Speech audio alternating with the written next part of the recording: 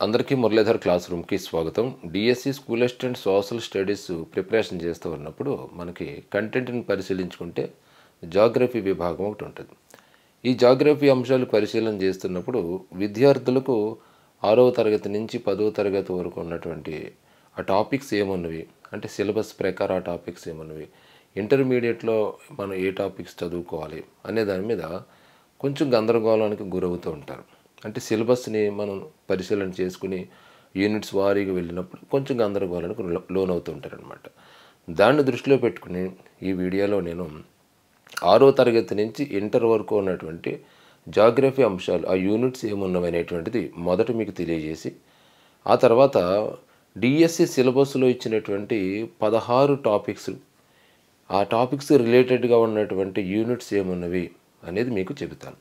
Okay, ఇప్పుడు చూడండి, మనం 6వ తరగతి కనుక తీసుకున్నట్లయితే మనకు 6వ తరగతిలో ఇవన్నీ కూడా ఇక్కడ ఇచ్చినటువంటి పాఠ్యాంశాలన్నీ కూడా మనకు జాగ్రఫీ విభాగానికి సంబంధించి, అంటే ఇది ఎలా మనం చెప్తాం, ఇది డిఎస్సి సిలబస్ ప్రకారం ఈ విభాగానికి సంబంధించిన అనమాట. 6వ తరగతిలో మొట్టమొదటి యూనిట్ పటాల అధ్యయనం తయారీ, 2వ యూనిట్ గ్లోబు భూమికి నమూనా, 3వ యూనిట్ భూస్వరూపాలు. ఇందులో 2 భాగాల కింద ఉంటుంది, మొదటి భాగము 2వ భాగం అనేటువంటిది.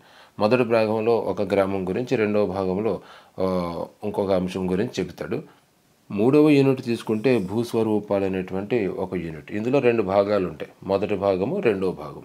ఒక భాగంలో ఒక గ్రామం గురించి చెప్తాడు, అది మీరు చూస్తుంటారు. ఇక 4వది డోకూరు గ్రామం పీఠభూమిలో ఒక భాగం, 5వది పెనుగోలు గ్రామం కొండలలోని ఒక గ్రామం, 21వది తెలంగాణలో పచ్చదనం. ఇవన్నీ కూడా జాగ్రఫీకి సంబంధించినటువంటి అంశాలుగా మనం చూసుకోవాలి.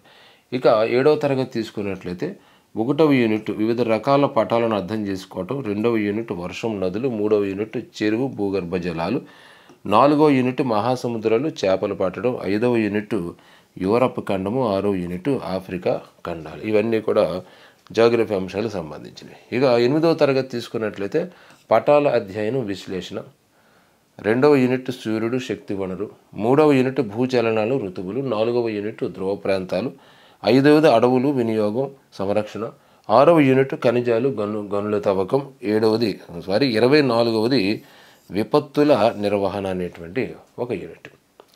ఇక 9th క్లాస్ తీసుకున్నట్లయితే మొట్టమొదటి యూనిట్ భూమి, మనము మన భూమి, 2వది భూమి సహజ ఆవరణాలు, అక్కడే మనకు శిలావరణం, 3వ యూనిట్ జలావరణం, 4వ యూనిట్ వాతావరణం, 5వ యూనిట్ జీవావరణం. వీటితో పాటుగా భారతదేశం యొక్క వ్యవసాయ రంగం, అలాగే పరిశ్రమలు, అలాగే సేవా రంగానికి సంబంధించి 6వ యూనిట్, 7వ యూనిట్, 8వ యూనిట్. అంటే ఇక్కడ మనకి ఎకనామిక్స్ చదివేటప్పుడు కూడా ఇవి టచ్ అవుతుంటాయి. అయితే జాగ్రఫీ విభాగంలో కూడా వీటిని చదువుకోవాలి. ఇంకా ఎలా చదివినా అక్కడ చదవాల్సి వస్తుంది, ఇక్కడ చదవాల్సి వస్తుంది. దాంతోపాటుగా 21వది విపత్తుల నిర్వహణ, 22వది రోడ్డు భద్రత విద్య. యాక్చువల్గా రోడ్డు భద్రత విద్య అనేటువంటిది మనకు సివిక్స్లో ఇవ్వటం జరిగింది, కానీ ఎక్కువగా మనం జాగ్రఫీ విభాగంలో కూడా దీన్ని పరిశీలన చేసుకోవాలి. ఇక 10వ తరగతి తీసుకున్నట్లయితే మనకి 10వ తరగతిలో మొట్టమొదటి యూనిట్ భారతదేశం భౌగోళిక స్వరూపాలు, 4వది భారతదేశ శీతోష్ణ స్థితి, 5వది భారతదేశం నదులు నీటిపారుదల, 6వది జనాభా, 7వది నివాస ప్రాంతాలు వలసలు. ఇవన్నీ కూడా జాగ్రఫీకి సంబంధించినటువంటి విభాగాలు. ఇంటర్ మొదటి సంవత్సరం కనుక తీసుకున్నట్లయితే మనకి 9 యూనిట్లు కనిపిస్తూ ఉంటాయి. అందులో మొట్టమొదటిది భౌతిక భౌగోళిక శాస్త్ర పరిచయం, 2వది సౌర వ్యవస్థ, 3వది భూమి అంతర్భాగం, 4వది భూస్వరూప శాస్త్రం, 5వది శీతోష్ణ స్థితి శాస్త్రం, 6వది జీవ భూగోళ శాస్త్రం, 7వది జల విజ్ఞాన శాస్త్రం, 8వది సముద్ర శాస్త్రం, 9వది ప్రకృతి వైపరీత్యాలు అనేటువంటి 9 యూనిట్స్ మనకి ఉండేవి. ఇక సెకండ్ ఇయర్ మనం చూసుకున్నట్లయితే సెకండ్ ఇయర్కి సంబంధించి 21 అంశాలుగా మనం చెప్పుకోవచ్చు. ఒక భూగోళ శాస్త్ర నిర్వచనము, పరిధి, మానవుడు, పర్యావరణం, ప్రపంచ జనాభా, విపత్తులు, వనరులు, 6వ యూనిట్ వ్యవసాయం, 7వ యూనిట్ ఖనిజాలు, 8వ యూనిట్ పరిశ్రమలు, 9వ యూనిట్ ప్రపంచ రవాణా, 10వ యూనిట్. ఇక్కడ వరకు మనకి వరల్డ్ జాగ్రఫీ అంశాలు వస్తాయి. సెకండ్ ఇయర్లో మనకు 2 భాగాలు కనిపిస్తూ ఉంటాయి, వరల్డ్ జాగ్రఫీ అంశాలు. అంటే వరల్డ్ జాగ్రఫీ అంటే మనకి భూమి ఇలాంటిది కాదనమాట. ప్రపంచంలో ఉన్నటువంటి జనాభా, ప్రపంచంలో ఉన్నటువంటి పరిస్థితులు, ప్రపంచం యొక్క వాణిజ్యం, ప్రపంచం యొక్క వర్తకం, ఇలాంటి అంశాలు మనకి ఇక్కడ ఉంటాయి. అంటే ఇక ప్రపంచ జనాభా, ప్రపంచంలో ఉన్న వృత్తులు, వనరులు, వ్యవసాయం, ఖనిజాలు ఇది. ఇక దాని తర్వాత మనకి భారతదేశం యొక్క జాగ్రఫీ అంశాలు, అలాగే తెలంగాణ రాష్ట్రం యొక్క జాగ్రఫీ అంశాలు మనకి ఉంటాయి. ఈ విభాగాలన్నీ కూడా మనం యాజ్ పర్ సిలబస్ ప్రకారం ఎంపిక చేసుకుని చక్కగా చదవాలి. అంటే సింపుల్గా చెప్పాలంటే సెకండరీలో ఉన్నటువంటి అన్ని పాఠ్యాంశాలు మనకు క్షుణ్ణంగా అధ్యయనం చేయవలసిందే, ఇందులో డౌట్ ఏమీ లేదు. అలాగే మొదటి సంవత్సరంలో చాలా వరకు మనకి రిలేటెడ్గా ఉన్నటువంటి అన్ని యూనిట్లను మనం చూసుకోవాల్సిందే. ఇక ఇవి కాకుండా మన సిలబస్ ప్రకారం పరిశీలన చేసుకున్నప్పుడు ఖండాలకు సంబంధించినటువంటి అంశాలు, అంటే 7 ఖండాల యొక్క పరిస్థితి, 7 ఖండాల యొక్క ఉనికి, 7 ఖండాల యొక్క శీతోష్ణ స్థితి, 7 ఖండాల యొక్క సహజ వృక్ష సంపద, 7 ఖండాల యొక్క జనాభా, 7 ఖండాల యొక్క వ్యవసాయం, 7 ఖండాల యొక్క ఖనిజాలు మరియు పరిశ్రమలు, రవాణా మరియు వాణిజ్యం, మొత్తం 7 ఖండాల గురించి మనం చదువుకోవాలి. ఇక దాంతోపాటుగా తెలంగాణ జాగ్రఫీ అంశాలు మనకు జాగ్రఫీ టెక్స్ట్ బుక్లో కవర్ అవుతాయి. ఇక సౌర కుటుంబం ఇతర అంశాలు కూడా మనం రిలేటెడ్గా ఉన్నటువంటివి చదువు. ఇక్కడ మనకు కొంచెం గందరగోళానికి లోనయ్యేటువంటి అంశం ఏంటంటే సిలబస్ని మనం దగ్గర పెట్టుకుని పరిశీలన చేసినప్పుడు కొన్ని అంశాలు ప్రస్తుతం ఉన్నటువంటి పాఠ్యపుస్తకాల్లో ఉన్నాయా, ఎక్కడా కనిపించలేదే నాకు అనేటువంటి ఒక అనుమానం వస్తూ ఉంటుంది. కారణం ఏంటంటే ఇప్పుడు చెప్పాను చూడండి, ఖండాలకు సంబంధించిన అంశాలు కానీ, అలాగే ప్రకృతి సిద్ధ మండలాలని ఒక టాపిక్ ఇచ్చాడు, ఆ అంశానికి సంబంధించి కానీ మనకి ప్రస్తుతం ఉన్నటువంటి పాఠ్యపుస్తకాల్లో లేవు. మరి ఏం చేయాలి వాటి కోసం? ఏమీ లేదు. దీనికోసం అంటూ మనం 2014 రాష్ట్రం విడిపోకముందు కొన్ని పాఠ్యపుస్తకాలు ఉండేవి రాష్ట్రంలో. ఆ యొక్క పాఠ్యపుస్తకాల్లో ఉన్నటువంటి చాప్టర్స్ని యాజ్ ఇట్ ఈజ్గా ఇవ్వటం జరిగింది. మరి ఆ పుస్తకాలు లేవు కదా. అవును, అయినా మీరు బెంగపడక్కర్లేదు. నేను కింద డిస్క్రిప్షన్ ఇస్తాను, వాట్సాప్ లింక్ ఇస్తాను, ఆ వాట్సాప్ గ్రూప్లో జాయిన్ అవ్వండి. నా దగ్గర పీడిఎఫ్స్ ఉన్నాయి, 6వ తరగతి, 7వ తరగతి, 8, 9 తరగతులు పాతవి అనమాట. ఆ పీడిఎఫ్స్ పెడతాను, చక్కగా జిరాక్స్ తీసుకోవటము లేదా ఆ టాపిక్స్ని చూసుకోవడము చేసుకోండి, సింపుల్. ఓకే, ఇప్పుడు మనం అంటే యూనిట్స్ని పరిశీలన చేసాం కదా. ఇక తర్వాత మనం ఏం చేసుకోవాలంటే డిఎస్సి సిలబస్లో ఇచ్చినటువంటి 16 అంశాలు ఏమిటి అనేది ఒకసారి చూద్దాం. డిఎస్సిలో ఇచ్చినటువంటి 16 టాపిక్స్ని నేను 4 విభాగాలుగా చెబుతాను. ఎందుకంటే మీలో చాలామంది మేము పెట్టినటువంటి ఎగ్జామ్స్ రాస్తూ ఉంటారు కాబట్టి మన యొక్క ఎగ్జామ్స్ కూడా 4 ఏసీ టాపిక్స్ ఇవ్వటం జరిగింది. దాన్ని దృష్టిలో పెట్టుకుని మనం పెట్టుకునే పరీక్షల ప్రకారం చూసుకుంటే మొదటి జాగ్రఫీ పరీక్షకి మనకి 4 విభాగాలు, డిఎస్సి సిలబస్లు ఇచ్చినటువంటి 4 విభాగాలు చూసుకుంటే, అంటే 16 విభాగాలు ఉన్నాయనుకున్నాం. అందులో మొట్టమొదటి 4 మనం చూసుకుంటే, ఒకటి పటాలకు సంబంధించిన అంశం ఇచ్చాడు. ఇక్కడ పటాలు విశ్లేషణ, వివిధ రకాల పటాలు మరియు పటాల తయారీ, భూమికి నమూనా, గ్లోబు అని ఇవ్వటం జరిగింది. ఇక రెండవది తీసుకుంటే సౌర వ్యవస్థ మరియు భూమి. ఇక్కడ మనం సౌర కుటుంబం యొక్క ఆవిర్భావానికి సంబంధించిన అంశాలు, భూమి యొక్క పుట్టుగా దానికి సంబంధించినటువంటి అంశాలు, అలాగే అక్షాంశాలు, భూభ్రమణం, పరిభ్రమణం, వాటి యొక్క ప్రభావం ఎట్లా ఉంటుంది, అక్షాంశాలు మరియు రేఖాంశాలు, వాటి యొక్క ప్రామాణిక కాలం మరియు అంతర్జాతీయ అధీన రేఖ, ఇవన్నీ కూడా మనం స్టడీ చేస్తాం 2వ యూనిట్లో. ఇక 3వది చూసుకుంటే భూమి. అంటే ఇక్కడ మనకి సౌర వ్యవస్థ, భూమి అని ఇచ్చాడు. అక్కడ 2వ యూనిట్లో ఏంటంటే భూమి యొక్క ఆవిర్భావానికి సంబంధించిన అంశాలు చదువుతాం. ఇక్కడ 3వ విభాగంలో ఏంటంటే భూమి యొక్క అంతర్గత నిర్మాణం, భూమిలో ఉండేటువంటి పొరల గురించి మనం ఇక్కడ చదువుతాం. అందులో చూడండి, భూమి యొక్క అంతర్గత నిర్మాణం, భూమి లోపల ఉండేటువంటి ఉష్ణోగ్రత, భూమి యొక్క పీడనం పరిస్థితి, భూమి యొక్క అంతర్భాగం యొక్క సాంద్రత, ముఖ్యమైనటువంటి శిల రకాలు మరియు వాటి లక్షణాలు. అంటే మనకు కొన్ని శిలలు ఉంటాయి, ఆ శిలల యొక్క ఆవిర్భావం ఎట్లా జరిగింది, అగ్ని శిలలని, రూపాంతర శిలలని, అవక్షేప శిలలని ఉంటాయి. వాటికి సంబంధించిన రిలేటెడ్ అంశాలు ఇక్కడ మనకి ఇవ్వటం జరిగింది.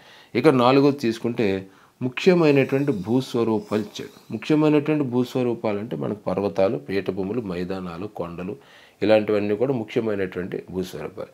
ఇప్పుడు పర్వతాలు తీసుకుంటే పర్వతాల యొక్క పుట్టిగా, పర్వతాలు ఉండేటువంటి రకాలు, పీఠభూమి తీసుకుంటే పీఠభూమి యొక్క పుట్టిగా, పీఠభూమి ఉండే రకాలు, అలాగే మైదానాలు తీసుకుంటే మైదానం యొక్క ఆవిర్భావం, వాటిలో ఉండేటువంటి రకాలు, వాటి యొక్క విస్తరణ ఎట్లా ఉన్నది ప్రపంచంలో అనేటువంటిది కూడా ఇక్కడ మీరు స్టడీ చేయాలి. దాంతోపాటుగా నేలలు పుట్టిగా మరియు నేలల రకాలు, ప్రపంచంలో వాటి యొక్క విస్తరణ, ఇవన్నీ కూడా ఈ ముఖ్యమైనటువంటి భూస్వరూపాలు ఇచ్చినటువంటి అంశాలు. అంటే 4 విభాగాలు ఇవ్వటం జరిగింది. మరి ఈ 4 విభాగాలకు సంబంధించి మనం 6వ తరగతి నుంచి ఇంటర్ వరకు ఏం స్టడీ చేస్తే దీనికి రిలేటెడ్గా సరిపోతుంది. అంటే మనం పెట్టుకునే ఎగ్జామ్స్ కోసమైనా కానీ, లేదా డిఎస్సి ప్రకారం కొంతమంది మీలో సిలబస్ ప్రకారం చదవాలి, సిలబస్ ప్రకారం యూనిట్స్ని మాకు తెలియాలనేటువంటి ఒక ఆతృతతో ఉంటారు. సో వాళ్ళ గురించి కూడా మనం ఆలోచించుకుంటే, ఇప్పుడు 6వ తరగతి తీసుకుంటే ఇక్కడ ఇచ్చినటువంటి 4 విభాగాలకు సంబంధించి మనం చదువుకోవాల్సింది 1వ యూనిట్ నుంచి 5వ యూనిట్ వరకు చదువుకోవాలి. సో మొదటే మీకు చెప్పాను కదా, అవన్నీ చదువుకోవాలి. ఇక 7వ తరగతి తీసుకుంటే 1వ యూనిట్ స్టడీ చేసుకోవాలి. సో యూనిట్స్ వారీగా మొదట మీకు చెప్పుకున్నాం కదా, దాని ప్రకారం చూసుకోండి.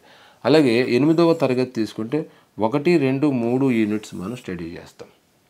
ఇంకా 9వ తరగతి తీసుకుంటే 1వ యూనిట్ 2వ యూనిట్ స్టడీ చేస్తాం. ఇక్కడ ఇచ్చిన 4 విభాగాలకి 10వ తరగతి నుంచి మనకు రిలేటెడ్ టాపిక్స్ ఏమి లేవు కాబట్టి పక్కన పెడతాం. ఇక తర్వాత ఇంటర్ తీసుకున్నట్లయితే, ఇంటర్లో మనకి కొత్త పుస్తకం తీసుకుంటే అక్కడ 1, 2, 3, 4 యూనిట్స్ ఇక్కడ మనం స్టడీ చేస్తాం. అంటే సింపుల్గా చెప్పాలంటే ఇక్కడ ఇచ్చినటువంటి 4 విభాగాలు కూడా ఇంటర్మీడియట్లో ఉన్నటువంటి మొదటి యూనిట్, 2వ యూనిట్, 3, 4 ఆ యూనిట్స్కి రిలేటెడ్గా ఉన్నటువంటి అంశాలే, అందులో ఏమాత్రం డౌట్ లేదు.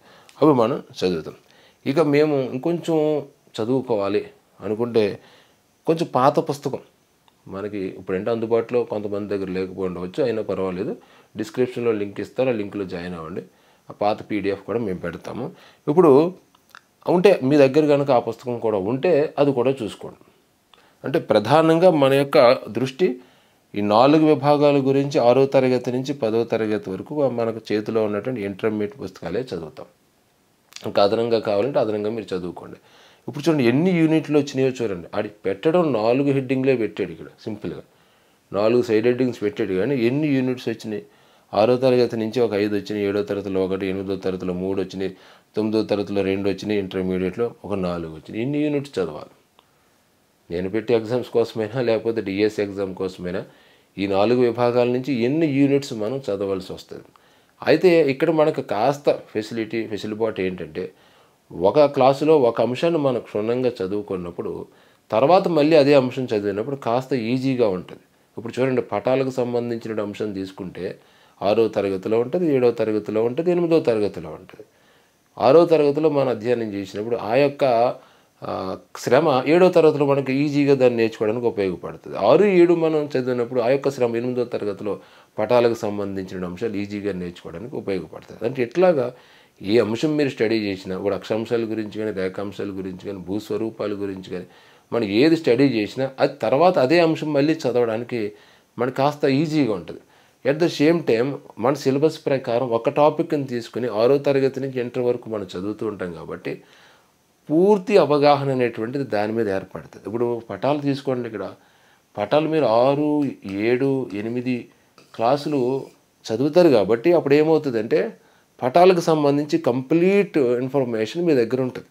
6వ తరగతిలో ఏముంది, 7వ తరగతిలో ఏముంది, అలాగే ఎంత క్లియర్గా తెలుస్తుంది. 6, 7, 8 తరగతులు ఏముంది అనేది క్లియర్గా మనకు తెలుస్తుంది. అలాగే మనకి సౌర వ్యవస్థ లేదా భూమి గురించి అక్షాంశాలు, రేఖాంశాలు, భూభ్రమణం, భూపరిభ్రమణం వీటికి సంబంధించి దిగువ తరగతిలో చదివి మళ్ళీ ఇంటర్మీడియట్లో చదవటం మూలంగా ఆ కాన్సెప్ట్ అనేది మనకి ఈజీగా అర్థమవుతుంది. ఎప్పుడైతే మనకు కాన్సెప్ట్ ఈజీగా అర్థమవుతుందో మనం చక్కగా ఏ ప్రశ్నగా కూడా ఆ టాపిక్ నుంచి మనం సులభంగా చేయగలిగితే మంచి స్కోర్ అయితే అప్పుడు వస్తూ ఉంటుంది. ఓకే, ఇది మొదటి 4 అంశాలు. తర్వాత 4 అంశాలు ఒకసారి చూద్దాం. తర్వాత 4 అంశాలు చూస్తే 5వ అంశం ఇక్కడ ధ్రువ ప్రాంతాలను ఇచ్చి ధ్రువ ప్రాంతంలో ఉండే ఋతువులు అలాగే టండ్రా ప్రాంత ప్రజల పరిస్థితి ఏంటనేది ఇవ్వడం జరిగింది. ఇక 7వ తరగతి చూసుకుంటే 6వ యూనిట్ చూసుకుంటే శీతోష్ణ స్థితి శాస్త్రం అని ఇచ్చాడు ఇక్కడ కంప్లీట్గా. శీతోష్ణ శాస్త్రంలో మనం వాతావరణం గురించి, శీతోష్ణ స్థితి గురించి, పీడనము, ఉష్ణోగ్రత విలోమం అన్నీ చదవాలి. చదువుతాను చూడండి.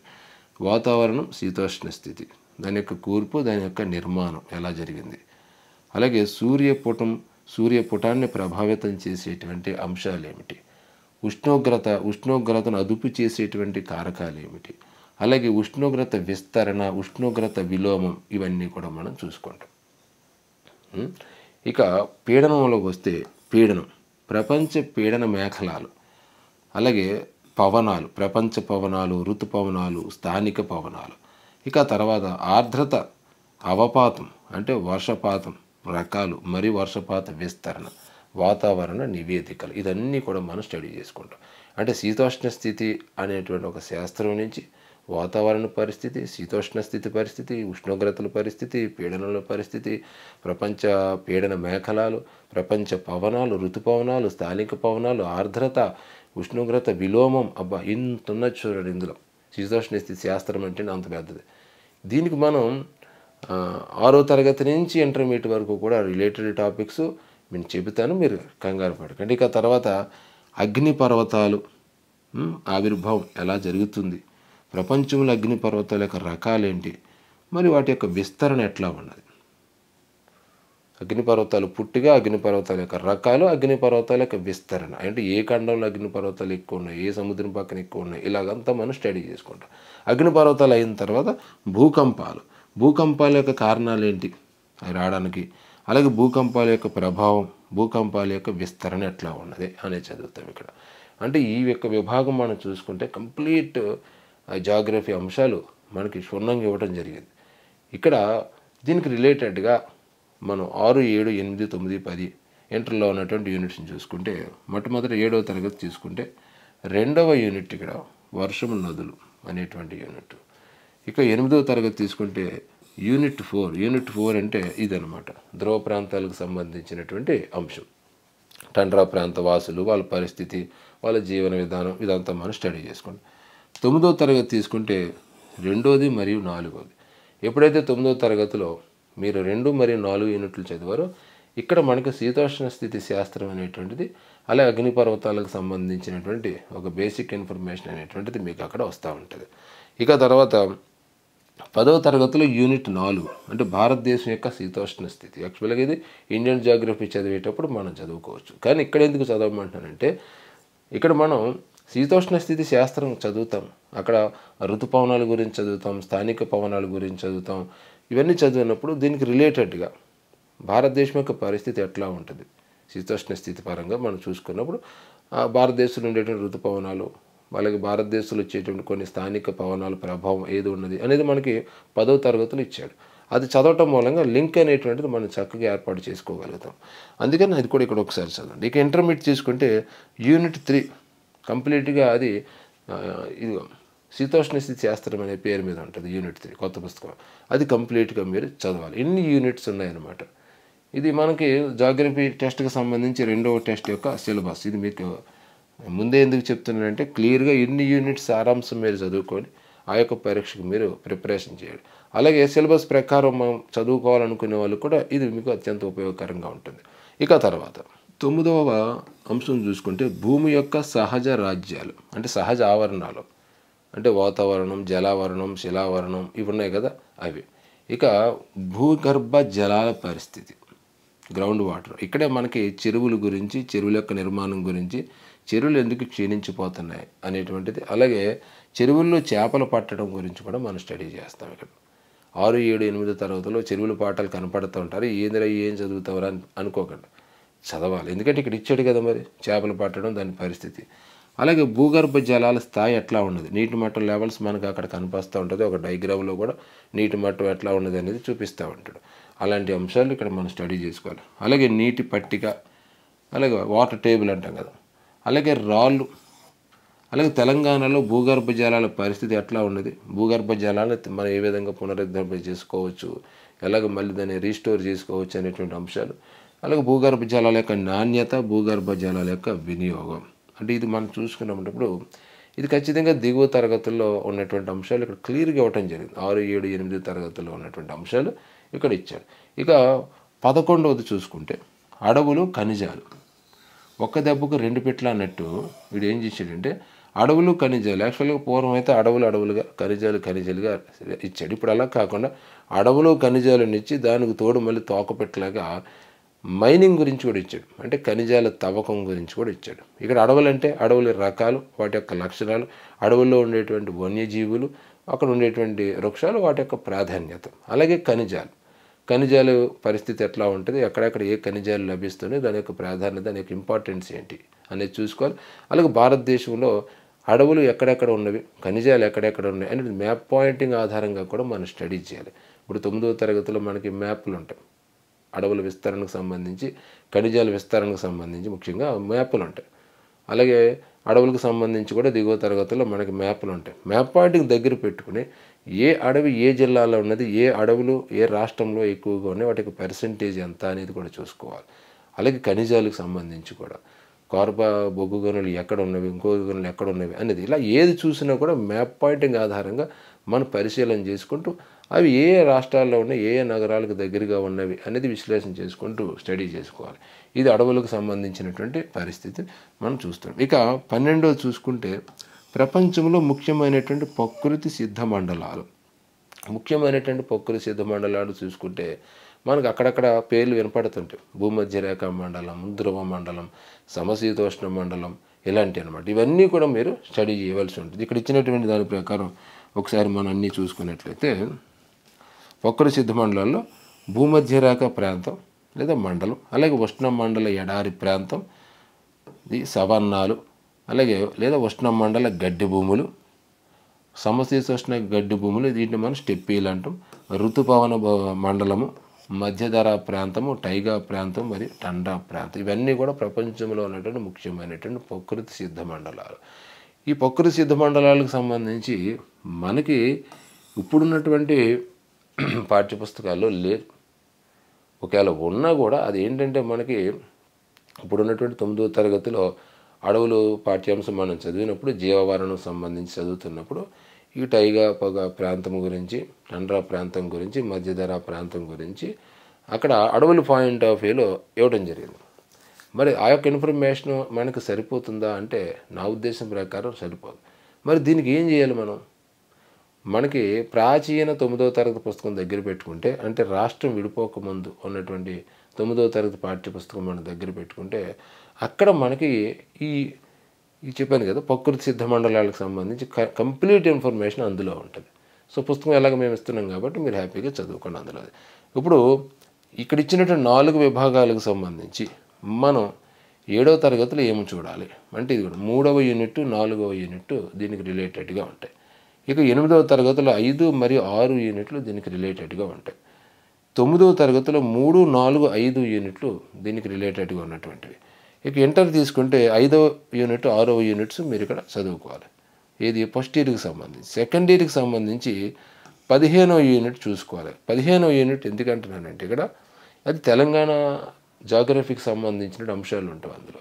ఆ 15వ యూనిట్లో ఉన్నటువంటి తెలంగాణ జాగ్రఫీ అంశాల్లో మనం ముఖ్యంగా దృష్టి పెట్టుకోవాల్సింది ఏంటంటే అడవులకు సంబంధించినటువంటి అంశాలు, అలాగే ఖనిజాలు, తెలంగాణ రాష్ట్రంలో ఉన్నటువంటి ఖనిజాలు, అలాగే తెలంగాణ రాష్ట్రంలో అడవులు, ఏ జిల్లాలో ఏ ఖనిజాలు లభిస్తున్నాయి, ఇదంతా కూడా మనం అక్కడ స్టడీ చేసుకోవాలి. ఖచ్చితంగా స్టడీ చేయవలసిన అవసరం ఉంటుంది. ఇక సెకండ్ ఇయర్కి సంబంధించి చెప్పాను. ఇక ఓల్డ్ 9వ తరగతి పాఠ్యపుస్తకాలకు సంబంధించి యూనిట్ 6 మీరు చదవాలి. అదే ప్రకృతి సిద్ధ మండలాలకు సంబంధించి ఎన్ని యూనిట్స్ ఉన్నవి ఈ పరీక్ష కోసం, ఈ 4 విభాగాల కోసం మీరు చదువుకోవాలంటే ఇన్ని యూనిట్స్ని కవర్ చేయాలన్నమాట. అర్థమవుతుందా? ఇక చివరి 4 టాపిక్స్ చూసుకుంటే 13వది ఖండాలకు సంబంధించినటువంటి అంశం. అంటే 7 ఖండాల పరిస్థితి ఇక్కడ మీరు స్టడీ చేయాలి. 7 ఖండాల యొక్క ఉనికి, 7 ఖండాల యొక్క భౌగోళిక నిర్మాణం, 7 ఖండాల్లో ఉన్నటువంటి జనాభా, 7 ఖండాల్లో ఉన్నటువంటి అడవులు, 7 ఖండాల యొక్క వర్తక వాణిజ్య వ్యవహారాలు, 7 ఖండాల యొక్క రవాణా మార్గాలు, ఇవన్నీ కూడా స్టడీ చేయవలసినటువంటి అవసరం ఉన్నది. ఇక తర్వాత ప్రపంచ జనాభా. ప్రపంచంలో జనాభా ఏ మాదిరి ఉన్నది, దాని యొక్క వృద్ధి రేటు ఎలా ఉన్నది, జనసాంద్రత ఎట్లా ఉన్నది, ప్రపంచ జనాభా విస్తరణ ఎలా ఉన్నది, ప్రపంచ జనాభా విస్తరణ ప్రభావితం చేసే కారకాలు ఏంటి, జనాభా విస్తరణ పద్ధతి ఏంటి, అభివృద్ధి చెందిన మరి చెందుతూ ఉన్నటువంటి దేశాలలో జనాభా సమస్యలు ఏ విధంగా ఉన్నవి అనేది, ఇదంతా జనాభా అంశాలు అన్నమాట. ఇక తర్వాత 15 చూసుకుంటే ఇదే కొంచెం మీకు లెంగ్దీ యూనిట్ అని చెప్పవచ్చు. కారణం ఏంటంటే ఇక్కడ తెలంగాణ రాష్ట్రం యొక్క జాగ్రఫీ అంశాలు, అలాగే భారతదేశ జాగ్రఫీ అంశాలు రెండూ చదవాలి.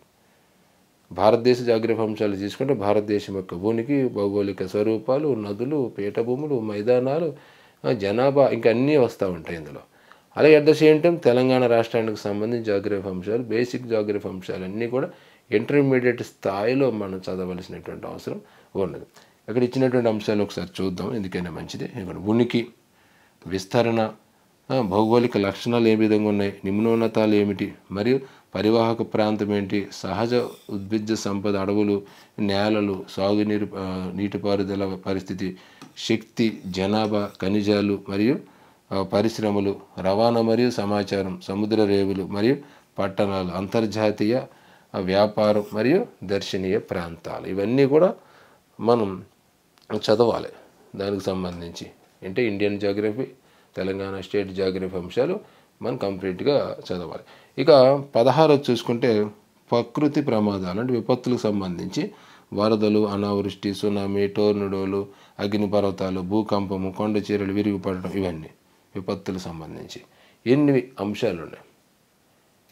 ఇక్కడ చూడండి, ఇది వీటిలో ఎక్కువగా మిమ్మల్ని ఇబ్బంది పెట్టేది 17వ విభాగం. ఎందుకంటే తెలంగాణ రాష్ట్ర జాగ్రఫీ, ఇండియన్ జాగ్రఫీ అంశాలు చదవాలి. అందుకే ఇది చివరి ఉండటం కూడా మీకు అత్యంత అనుకూలం అని చెప్పొచ్చు. ఎందుకంటే మొదటి నుంచి మెల్లగా చదువుకుంటూ ఈ పరీక్ష ఈ 4 విభాగాల నుంచి పెట్టే పరీక్ష నాటికి మీరు వీటి మీద మంచి గ్రిప్ మీరు సాధించుకోగలుగుతారు. ఇప్పుడు దీనికి రిలేటెడ్గా మన 6వ తరగతిలో ఏం చూడాలి, 7వ తరగతిలో ఏం చూడాలి అనేది చూసుకుంటే ఇక్కడ మనకి ఖండాలకు సంబంధించి ఒక అంశం ఉంది కదా. మొత్తం 7 ఖండాలు ఇచ్చాడు. మరి 7 ఖండాలకు సంబంధించినటువంటి వివరణ, విశ్లేషణ ఇచ్చిన దాని ప్రకారం ఉన్నదా ప్రస్తుతం టెక్స్ట్ బుక్లు అంటే మనకి 2 ఖండాలకు సంబంధించే ఉన్నది. అందులో ఒకటి యూరప్, రెండోది ఆఫ్రికా. ఇక మిగతా ఖండాలు అంటార్కిటికా కానీ, ఉత్తర అమెరికా కానీ, దక్షిణ అమెరికా కానీ, అలాగే యూరప్, ఇంకా ఆసియా కానీ, ఆస్ట్రేలియా కానీ, వీటికి సంబంధించిన ఇన్ఫర్మేషన్ ప్రస్తుతం టెక్స్ట్ బుక్లో లేదు. అంటే ఇలా దీని ప్రకారం లేదు. అక్కడక్కడ పేర్లు మనకు కనపడుతూ ఉంటాయి కానీ ఇక్కడ ఖండాల యొక్క ఉనికి, విస్తరణ, భౌగోళిక లక్షణాలు దీని ప్రకారం లేదు. వీటి కోసం మనం ఏం చేయాలి అంటే పాత 6వ తరగతి 7వ తరగతి పాఠ్యపుస్తకాల్లో మనకి ఆసియా ఖండం గురించి, ఉత్తర అమెరికా, దక్షిణ అమెరికా, ఆస్ట్రేలియా, అంటార్కిటికా ఖండాల గురించి అక్కడ మనం స్టడీ చేయాలి. ఇక ఎందుకంటే యూరప్, ఆఫ్రికా అలాగే ప్రస్తుతం ఉన్నటువంటి టెక్స్ట్ బుక్స్లు ఉన్నాయి కాబట్టి మిగతా లేనటువంటి ఖండాల గురించి అక్కడికి వెళ్ళిపోయి చదువుకోవడం వల్ల ఏంటంటే మనకి సిలబస్ ప్రకారం చదువుతున్నాం అనేటువంటి ఒక నమ్మకం కలుగుతుంది. ఇప్పుడు కూడా సిలబస్ ప్రకారం మనం చదివే ప్రయత్నం చేయాలి. ఒకవేళ ఆ సిలబస్ ప్రకారం ప్రస్తుతం ఉన్నటువంటి పాఠ్యపుస్తకాలు ఉన్న అంశాలు చదువుకోవాలి. ఒకవేళ లేకపోతే ప్రీవియస్ అకాడమిక్ పుస్తకాలు ఉన్న అంశాలు కూడా చదువుకోవడం అత్యంత ఉత్తమం. చదవమన్నాను కదా అని ఫుల్లీ కాన్సన్ట్రేటెడ్గా మనం చదవక్కర్లేదు. పాత పుస్తకాలు ఏమేమి చదవాలి ఏంటో నేను ఇప్పుడు చెప్తున్నాను కాబట్టి దాని ప్రకారం చదివేసేయండి. ఇక 7వ తరగతి కొత్త పాఠ్యపుస్తకంలో మనకి యూరప్ ఖండం, ఆఫ్రికా ఖండం గురించి ఉంటుంది. అక్కడ మీరే చదువుతారు. ఇక 8వ తరగతిలో 24 విపత్తుల నిర్వహణకు సంబంధించిన అంశాలు చదవండి. 9వ తరగతిలో భారతదేశంలో వ్యవసాయం, భారతదేశం పరిశ్రమలు, భారతదేశంలో సేవా కార్యక్రమాలు, విపత్తుల నిర్వహణ అనేటువంటి యూనిట్ ఉంటుంది. దీని ద్వారా మనకి ఏమవుతుంటే ఇండియన్ జాగ్రఫీ అంశాలు ఇక్కడ ఇచ్చిన దాని ప్రకారం మనకి సరిపోతుంది అనమాట. ఇక తర్వాత 10th క్లాస్ తీసుకుంటే భారతదేశం యొక్క శీతోష్ణస్థితి, భారతదేశం నదులు, నీటిపారుదల, జనాభా, నివాస ప్రాంతాలు, వలసలు, ఇదంతా కూడా ఇండియన్ జాగ్రఫీకి సంబంధించి ఆడిచ్చిన సిలబస్లు ఇచ్చిన అంశాలు మనకు కవర్ అవుతాయి. అంటే 9వ తరగతిలో ఈ యూనిట్లు 6, 7, 8 యూనిట్లు, అలాగే 10వ తరగతిలో 4, 5, 6, 7 యూనిట్లు చదవటం మూలంగా ఇండియన్ జాగ్రఫీ మీద మనకు ఒక అవగాహన అనేటువంటిది ఖచ్చితంగా వచ్చి తీరుతుంది. ఇక్కడ మీరు 10వ తరగతిలో మొదటి యూనిట్ కూడా పెట్టుకోండి. యూనిట్ 1 భారతదేశం యొక్క భౌగోళిక స్వరూపాలు, ఉనికి సంబంధించి యూనిట్ 1 ఉంటుంది. అది కూడా మీరు స్టడీ చేయాలి. అంటే ఇటు 9వ తరగతి, ఇటు 10వ తరగతిలో ఉన్నటువంటి ఈ అంశాలు చదవటం మూలంగా ఇండియన్ జాగ్రఫీ మనకి బేసిక్ ఇన్ఫర్మేషన్ అంతా తెలిసిపోతుంది. ఇక స్టాండర్డ్ కోసం ఇంకొంచెం పైకి వెళ్ళాలి, ఇంకా బాగా నేర్చుకోవాలనుకుంటాం కాబట్టి ఇంటర్మీడియట్ సెకండ్ ఇయర్లో మనకి 7వ యూనిట్ నుంచి 17వ యూనిట్ వరకు ఇండియన్ జాగ్రఫీ అంశాలు ఉంటాయి కొత్త పాఠ్యపుస్తకంలో. అది మీరు స్టడీ చేసుకోవాలి. అలాగే ఫస్ట్ ఇయర్లో, ఇంటర్ ఫస్ట్ ఇయర్లో 7వ యూనిట్ కూడా మీరు చదవడం అనేటువంటిది చాలా అవసరం. కారణం ఏంటంటే ఇక్కడ మనకి ప్రపంచ జనాభా అని ఒక టాపిక్ ఇచ్చాడు. ప్రపంచ జనాభాకు సంబంధించి మీరు అక్కడ చూసుకోవాల్సినటువంటి ఈ పుస్తకంలో ఉన్నటువంటి అంశాలు, అలాగే ఈ పుస్తకంలో ఉన్నటువంటి అంశాలు కూడా మీరు స్టడీ చేయవలసుకోవాలి. పుస్తకాలు చాలా పెద్దగా ఉంటాయి కానీ తప్పదు. మన ఉద్యోగం కూడా అలాంటిదే కదా. మనకి అత్యంత ఆనందాన్ని, సుఖాన్ని, సంతోషాన్ని ఇచ్చే ఉద్యోగం కోసం మనం ప్రయత్నం చేస్తున్నప్పుడు ఖచ్చితంగా మనం చూసుకోవాలి. ఇప్పుడు ఈ పుస్తకం తీసుకుంటే మనకి 2 విభాగాలు కనపడుతుంటాయి. మానవ భూగోళ శాస్త్రం అని, ఆర్థిక భూగోళ శాస్త్రం, 2 విభాగాలు ఉంటాయి. అంటే 2 విభాగాలు ఏంటంటే ఒకటి ఇండియన్ జాగ్రఫీకి సంబంధించి, రెండోది ప్రపంచ జాగ్రఫీకి సంబంధించి. ఇప్పుడు మానవ భూగోళ శాస్త్రంలో ప్రపంచ జనాభాకు సంబంధించి వివరణ, 1వ యూనిట్ నుంచి మనకి 6వ యూనిట్ వరకు ఉంటుంది. అలాగే ఈ టెక్స్ట్ బుక్లో మనకి 7వ యూనిట్ నుంచి 17వ యూనిట్ వరకు కూడా ఇండియన్ జియోగ్రఫీ అంశాలు, చివరిలో మళ్ళీ తెలంగాణ రాష్ట్ర జియోగ్రఫీ అంశాలు ఇచ్చాడు. క్లియర్ కట్గా సిలబస్ ప్రకారం మనం ఈ 2 పుస్తకాలు కూడా చదవటం అనేటువంటిది చాలా చాలా ఉత్తమం, చాలా అవసరం కూడా విద్యార్థుల. ఇది జియోగ్రఫీ విభాగానికి సంబంధించి ఏం చదవాలి, ఏ యూనిట్లు చదవాలి అనేది. అంటే చాలామంది మీలో ఏంటంటే సిలబస్ ప్రకారం చదవాలనేటువంటి ఒక ఆలోచనతో ఉంటారు. కాకపోతే ఏంటంటే సిలబస్ ప్రకారం ఏంటో అనేటువంటి తెలియదు అనమాట. సో అందరిని దృష్టిలో పెట్టుకుని నేను ఈ వీడియో ద్వారా మీకు వివరణ విశ్లేషణ అనేటువంటిది ఇవ్వడం జరిగింది. దీని ప్రకారం చక్కగా చదవండి. కొంచెం సమయం అయితే ఉన్నది కాబట్టి మంచిగా ప్రిపరేషన్ చేసుకుంటూ కష్టమైన యూనిట్లన్నీ కూడా ముందుగానే దాని మీద దృష్టి పెడుతూ రోజు కొంత సమయం మీరు కేటాయించుకుంటూ చదువుకున్నట్లయితే ఈజీగా మీకు అర్థమవుతుంది. ఇక నేను పెట్టేటువంటి పరీక్షల కోసం మనం జియోగ్రఫీ అంశాలు కూడా ఇదే బేస్ మీద ఇవ్వటం జరుగుతుంది విద్యార్థులారా. ప్రతి టెస్ట్కి 4 యూనిట్లు చొప్పున 4 విభాగాల చొప్పున తీసుకోవడం జరిగింది కాబట్టి దానికి కూడా మీరు క్లియర్గా చూసుకుని క్లియర్గా చదువుకోండి విద్యార్థులారా. ఓకే, జియోగ్రఫీకి సంబంధించి నేను ఇచ్చినటువంటి వివరణ విశ్లేషణ మీకు కనుక నచ్చినట్లయితే తప్పనిసరిగా మీ యొక్క అభిప్రాయాన్ని కామెంట్ చేయండి. మురళీధర్ క్లాస్ రూమ్ని చూస్తూ ఉండండి, సబ్స్క్రైబ్ చేయండి, మీ మిత్రులకు షేర్ చేయండి. మరొక వీడియోతో తిరిగి మళ్ళీ నేను మీ ముందుకు వస్తాను. జై హింద్.